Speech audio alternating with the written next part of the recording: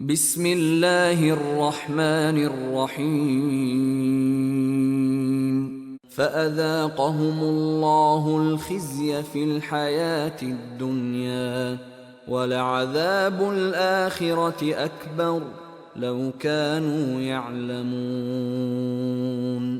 ولقد ضربنا للناس في هذا القرآن من كل مثل لعلهم يتذكرون قرآنا عربيا غير ذي عوج لعلهم يتقون ضرب الله مثلا رجلا فيه شركاء متشاكسون ورجلا سلما لرجل هل يستويان مثلا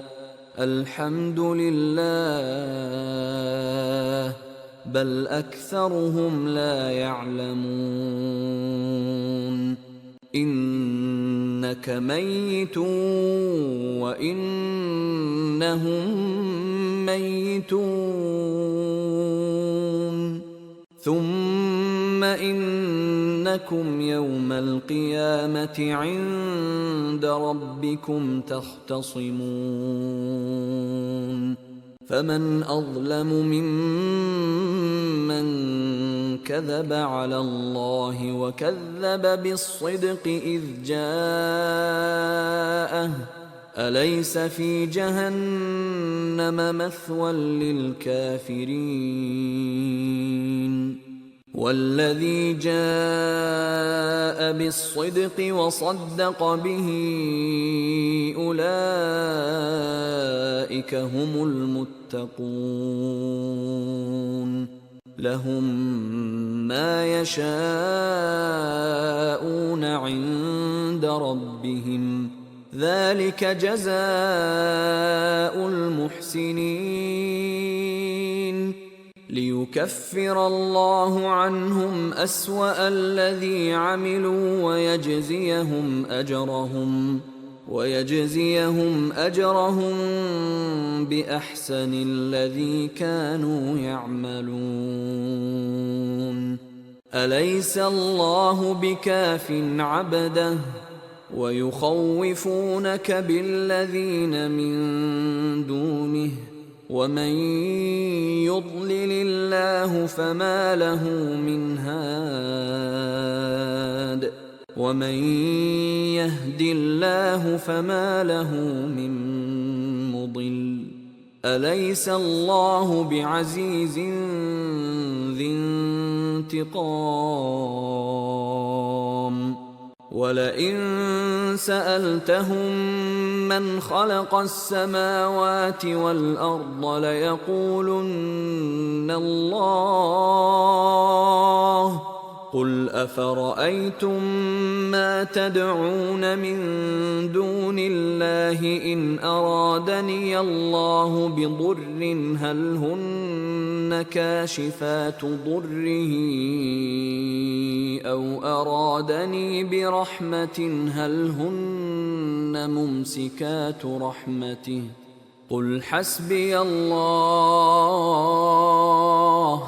عليه يتوكل المتوكلون قل يا قوم اعملوا على مكانتكم إني عامل فسوف تعلمون من يأتيه عذاب يخزيه ويحل عليه عذاب مقيم إنا أنزلنا عليك الكتاب للناس بالحق فمن اهتدى فلنفسه ومن ضل فإنما يضل عليها وما أنت عليهم بوكيل الله يتوفى الأنفس حين موتها والتي لم تمت في منامها فيمسك التي قضى عليها الموت ويرسل الأخرى إلى أجل مسمى إن في ذلك لآيات لقوم يتفكرون أم اتخذوا من دون الله شفعاء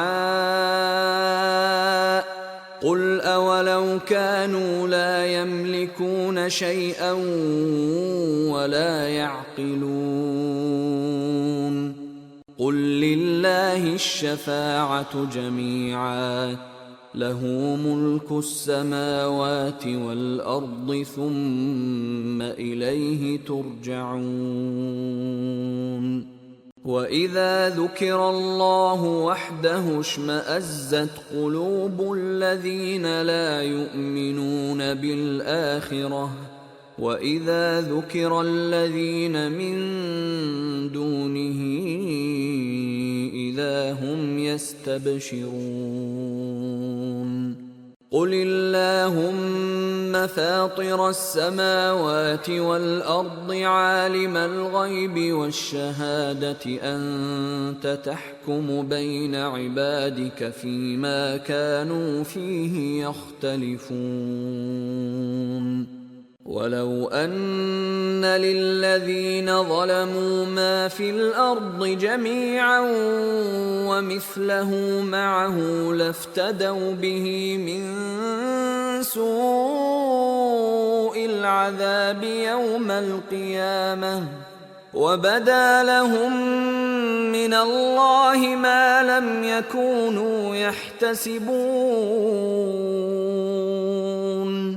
وبدا لهم سيئات ما كسبوا وحاق بهم ما كانوا به يستهزئون فإذا مس الإنسان ضر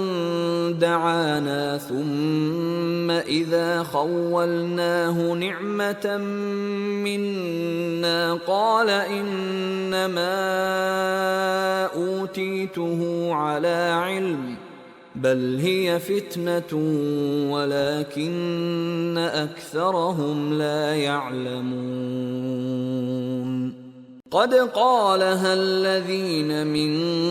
قبلهم فما أغنى عنهم ما كانوا يكسبون